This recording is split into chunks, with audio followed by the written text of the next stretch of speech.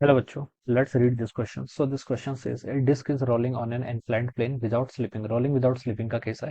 Then what fraction of its total energy will be in the form of rotational kinetic energy? कितना fraction आपका what fraction of total energy will be in the form of okay तो rotational और kinetic rotational और total energy का यहाँ पर हमें बताना है. ठीक है, तो देखिए बच्चों इस क्वेश्चन का की कॉन्सेप्ट आप क्या लिख सकते हैं.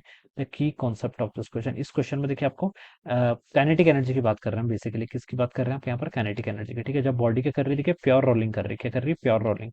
प्योर रोलिंग की कंडीशन देखिए बच्चों क्या होती है? प्योर रोलिंग की कंडीशन होती है कि v इक्वल टू आपका आर ओमेगा के इक्वल आएगा. ठीक है, जब का पॉइंट ऑफ कांटेक्ट होता है हम बता सकते हैं कि at the point of contact there is no horizontal direction में कोई वेलोसिटी नहीं होगी. ठीक है, v equal to r omega के यहाँ पर से आपका इक्वल हो जाएगा. ठीक है, तो it this is rolling on inclined plane without slipping. Okay, inclined plane है. ठीक है, then what fraction of total energy. ठीक है बच्चा, टोटल एनर्जी कौन सी भी? Kinetic energy but in the form of rotational kinetic energy. ठीक है, तो टोटल एनर्जी हो जाएगी देखिए आपकी ट्रांसलेशनल काइनेटिक एनर्जी आपकी हाफ एम वी स्क्वायर हो जाएगी. ठीक है, और प्लस आपकी कौन सी रोटेशनल काइनेटिक एनर्जी के corresponding half I omega square हो जाएगी. टर्म आ जाएगा. रोलिंग कर रहा है तो ओमेगा को मैं यहाँ से वी बाई आर लिख सकता हूँ.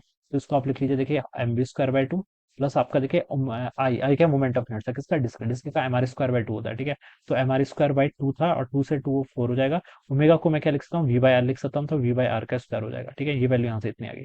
तो इसको देखिए बच्चों हम ऐड कर लें तो ये हो जाएगा आपका m v square by two plus देखिए यहाँ से कितना आएगा आपका यहाँ से आपका आर स्क्वायर से ये आर स्क्वायर कैंसिल तो m v square by four और आ जाएगा. ठीक है, तो इन दोनों को अगर मैं ऐड कर लूँ तो ये आपका three by four m v square आ रहा है. कितना आ रहा है आपका? Three by four m v square. ठीक है, this will be the total energy. ये क्या आ गई आपकी? टोटल यहाँ पर काइनेटिक एनर्जी आ गई. ठीक है, टोटल काइनेटिक एनर्जी आ गई.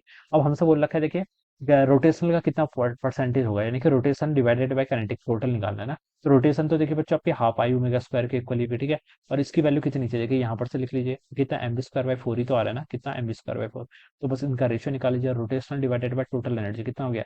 रोटेशनल तो आपकी है m b square by four के equal divided by total. Total कितनी है आपकी? Three by four m b square. ठीक है, तो m b square by four से m b square by four cancel, ये आपका वन रेशियो थ्री रहेगा. तो ये देखिए आपको फर्स्ट ऑप्शन पे गिवन कर रखा है. तो क्या लिख सकते हैं? ऑप्शन ए क्या हो जाएगा? इसके करस्पॉन्डिंग आपका यहाँ से करेक्ट आंसर हो जाएगा. This is the correct answer of this question. Alright, so I hope you all understood this concept. All the best and thank you so much.